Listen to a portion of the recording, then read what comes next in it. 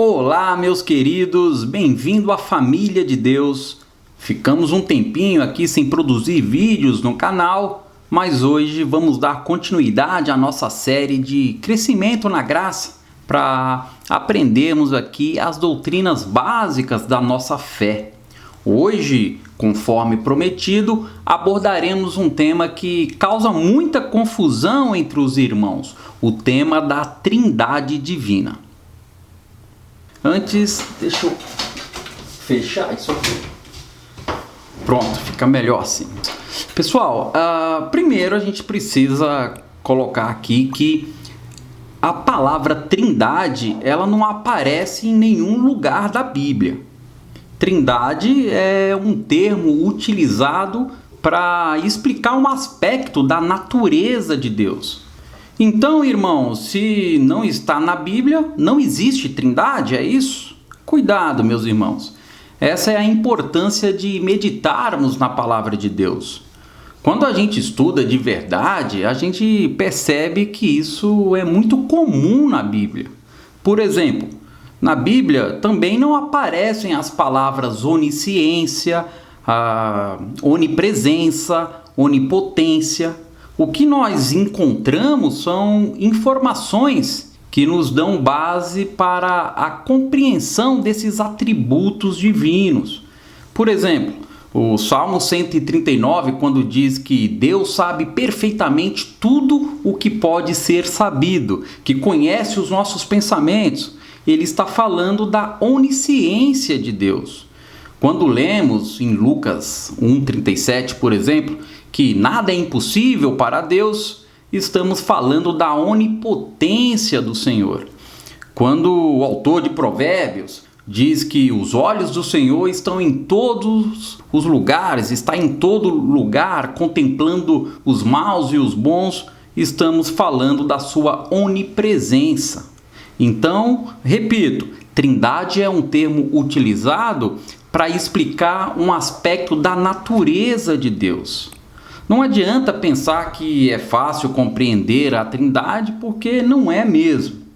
Principalmente porque o nosso entendimento humano sempre vai ser limitado para compreender toda a natureza de Deus. O próprio apóstolo Paulo exclama lá no livro de Romanos, Quão insondáveis são os seus juízos, quão inescrutáveis os seus caminhos. Mas não é por isso que devemos ser ignorantes em relação a alguns assuntos, Pelo contrário, a Bíblia traz diversas informações que vão nos ajudar a compreender as suas doutrinas. Vamos ver aqui, a Bíblia ensina que Jesus Cristo é Deus e que o Espírito Santo também é Deus.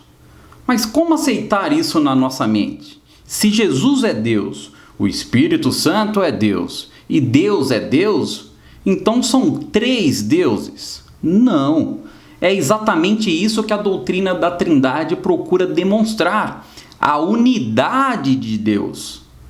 E nessa unidade existem três pessoas eternas que são iguais no ser e em sua essência, mas são distintas em sua personalidade.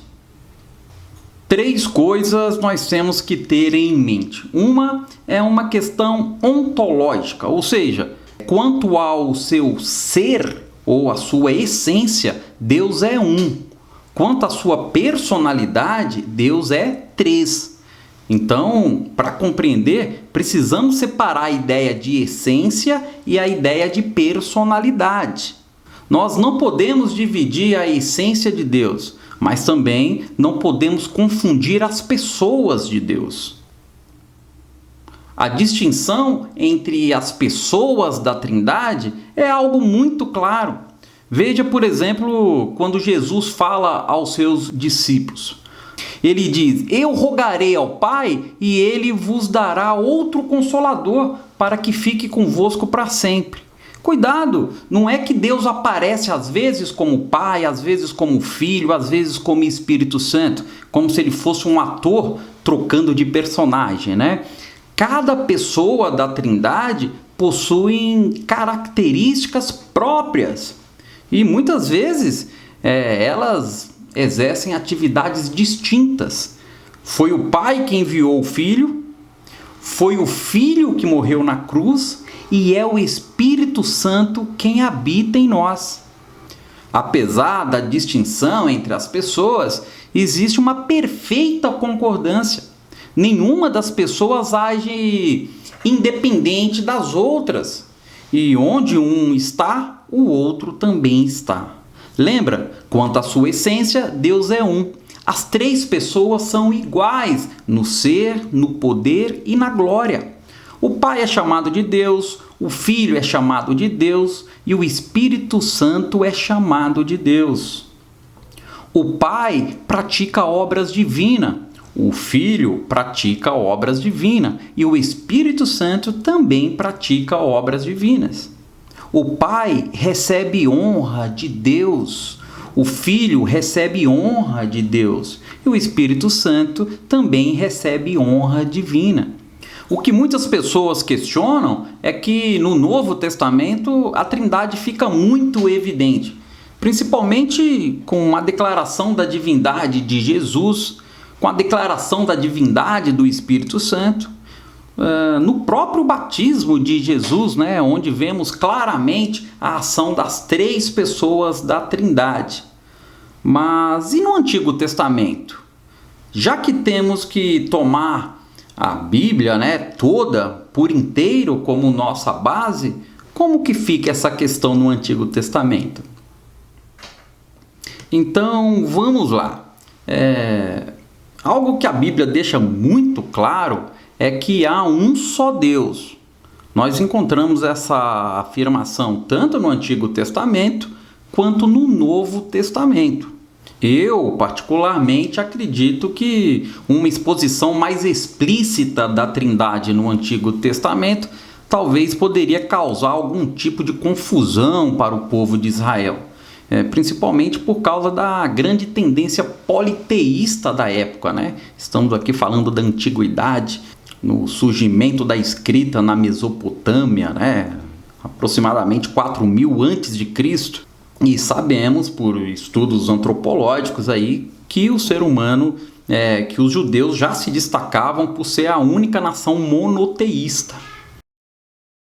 Outra coisa, se você ler lá em Efésios, Paulo deixa claro que noutros séculos não foi manifestado aos filhos dos homens como agora tem sido revelado pelo Espírito aos seus santos, apóstolos e profetas. Ou seja, é o que nós chamamos em teologia de revelação progressiva. A Bíblia é uma revelação progressiva de Deus. Mesmo assim, quando lemos o Antigo Testamento à luz do Novo, nós percebemos claramente essa natureza triuna de Deus. Temos passagens em que Deus se refere a si mesmo no plural, ou pelo uso de palavras com sentido composto. Um exemplo de palavra utilizada no sentido composto está logo no primeiro versículo da Bíblia. No princípio criou Deus o céu e a terra. A palavra utilizada aqui para Deus é Elohim. E Elohim é um termo plural. É diferente de El, El é o termo singular. Já na principal passagem utilizada para afirmar o monoteísmo bíblico, lá de Deuteronômio, a gente vê, quando ele diz: ouça, ó Israel, o Senhor teu Deus é um único Deus. A palavra único no original, no hebraico, é Echad. Echad é uma unidade composta. É a mesma palavra utilizada, por exemplo, lá em Gênesis 2:24, para dizer que o homem e a mulher se tornarão uma só carne. Isso é uma unidade composta. É diferente quando lemos no mesmo Gênesis, lá no capítulo 22, quando Deus fala com Abraão. Abraão, pega o seu filho, o seu único filho, Isaque, a quem você ama, e vá lá para a região de Moriá. Veja que a palavra único aqui não é Echad, é Yashid. Por que essa diferença? Justamente porque tanto Echad como Yashid, elas significam único. No caso aqui de Isaac, o único filho de Abraão, quer dizer único mesmo, só há um filho, é uma unidade absoluta. Já quando o escritor utiliza Echad, também significa único, mas nesse caso é a unidade composta. Ora, homem e mulher se tornarão uma única carne, duas pessoas, uma só carne. Entenderam? É por isso que toda vez que o Antigo Testamento faz menção a Deus como o único Deus de Israel, é usada este Echad, a unidade composta. Um só Deus, essência, mas mais de uma pessoa. Uma das passagens em que Deus se refere a si mesmo no plural é na criação do homem, né? Quando ele diz, façamos o homem à nossa imagem, conforme a nossa semelhança. Aqui nós vemos claramente três coisas, né? Primeiro, que a criação foi planejada. Segundo, que havia alguém ao lado de Deus. E terceiro, que esse alguém vivia em harmonia com Deus. Por que ele não diz, por exemplo, faça, como se fosse uma ordem, e nem faremos, como se fosse algo que ele já tinha decidido? Tinha alguém lá, e alguém igual a Deus, porque ele diz, conforme a nossa imagem. Então a gente observa aqui a natureza triuna de Deus. Se você olhar lá no livro de Isaías 48:16, dá para a gente observar essa natureza trina ou triuna. Olha só como aparece. Eu estava ali e o Senhor Deus me enviou a mim e a seu Espírito. Este enviou-me a mim é complicado, né? Então eu, Jesus, estava ali e o Senhor, o Deus Pai, me enviou a mim e a seu Espírito Santo. Eu sei que é difícil para a mente humana compreender. Por exemplo, quando nós olhamos para o Sol, só existe um Sol, mas ele é composto pelo menos por fogo, por luz, por calor. Eu consigo ver a luz do Sol e eu consigo sentir o calor do Sol. Sim, porque tudo está em seu ser, na sua essência. Você já parou para pensar no tempo? Quando eu penso no tempo, obviamente eu vejo que ele é composto por passado, presente, futuro. Mas você que está aí me vendo agora é presente ou é passado? Porque já estamos no final do vídeo. Ou é futuro para quem ainda não assistiu a esse vídeo?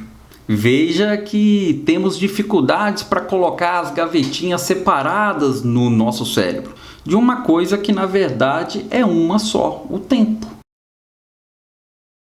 Você está olhando para mim agora, você está me vendo, eu acredito. Você acha que sim, mas na verdade não, você está vendo o meu corpo. Eu, Antônio Carlos, estou dentro deste corpo, pois eu sou uma alma consciente e eu possuo também um espírito. Eu sou corpo, eu sou alma e eu sou espiritual também. Significa que eu sou três? Não, eu sou uma unidade, um ser, uma criatura criada à imagem e à semelhança do Deus Uno. Eu gosto muito de uma analogia do Esdras Saviola, que ele diz que 1 mais 1 mais 1 é igual a 3, mas 1 vezes 1 vezes 1 é igual a 1. E agora, algo para confundir totalmente a sua mente. João 4,8 diz que aquele que não ama não conhece a Deus, porque Deus é amor. Ele não sente amor, ele é o amor, é a sua essência.